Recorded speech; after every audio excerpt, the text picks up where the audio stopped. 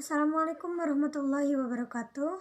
Perkenalkan, nama saya Nok S. Alfitrah Tundini, Prodi Pendidikan Ekonomi, kelas 3E, nomor induk mahasiswa 211011872. Di sini saya akan menjawab 3 pertanyaan dari tugas mata kuliah Manajemen Sumber Daya Manusia yang diampu oleh Bapak Muhammad Janki Dausat SHMH. Pertanyaan pertama, deskripsikanlah tentang Stadion Kanjuruhan. Dari informasi yang saya cari, pada hari Sabtu 1 Oktober 2022 terjadi tragedi Kanjuruhan yang hingga saat ini masih menjadi trending topik di Twitter, khususnya menyangkut gas air mata. Peristiwa tersebut terjadi berawal dari tim Arema FC yang kalah di kandang sendiri melawan Persibaya dengan skor 2-3. Hal tersebut memicu supporter meluapkan emosinya hingga terjun ke lapangan setelah pertandingan. Dalam aturan FIFA terkait pengamanan dan keamanan stadion, petugas keamanan tidak diperkenankan mengeluarkan gas air mata. Namun larangan tersebut seakan-akan dihiraukan oleh pihak kepolisian yang melakukan pengamanan pertandingan Liga 1 tersebut. Selain terdapat ratusan korban jiwa, dalam tragedi pilu ini juga terdapat 13 mobil yang mengalami kerusakan akibat serangan massa, yakni diantaranya 10 kendaraan dinas Polri.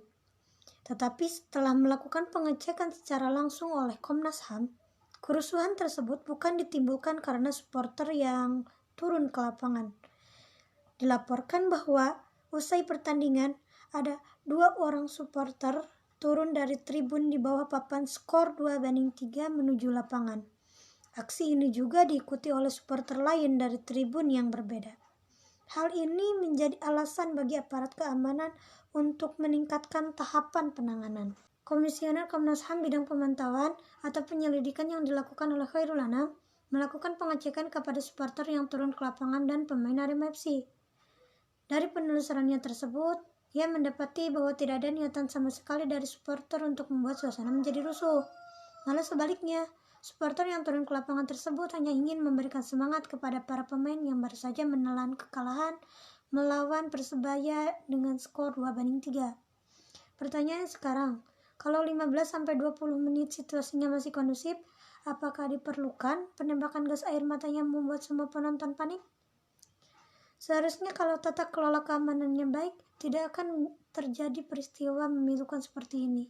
Sangat disayangkan sekali teman-teman. Sejauh ini pihak kepolisian telah menetapkan 6 tersangka atas tragedi Kanjuruhan. Yang pertama, Direktur Utama PT LIB. Yang kedua, inisial AH selaku Ketua Panitia Pelaksana Pertandingan. Yang ketiga, inisial SS selaku Security Officer. Yang keempat, Wahyu SS, Kabag Operasional Polres Malang. Yang kelima, inisial H, Deputi 3 Brimob Polda Jatim. Dan yang terakhir, inisial BSA, Kasat Samapta Polres Malang.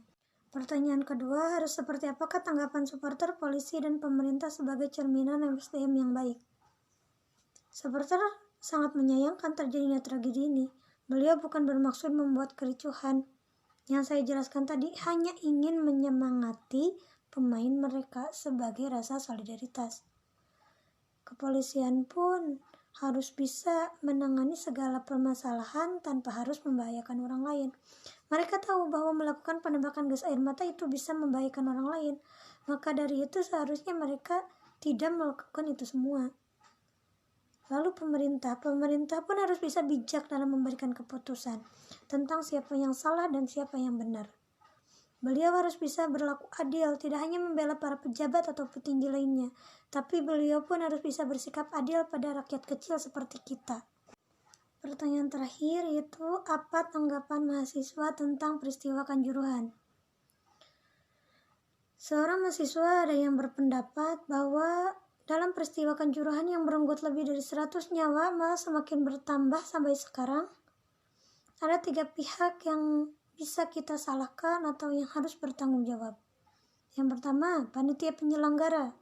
Karena sebenarnya kapasitas dari stadion tersebut hanya mencapai 38.000, tetapi tiket yang dijual lebih dari 40.000.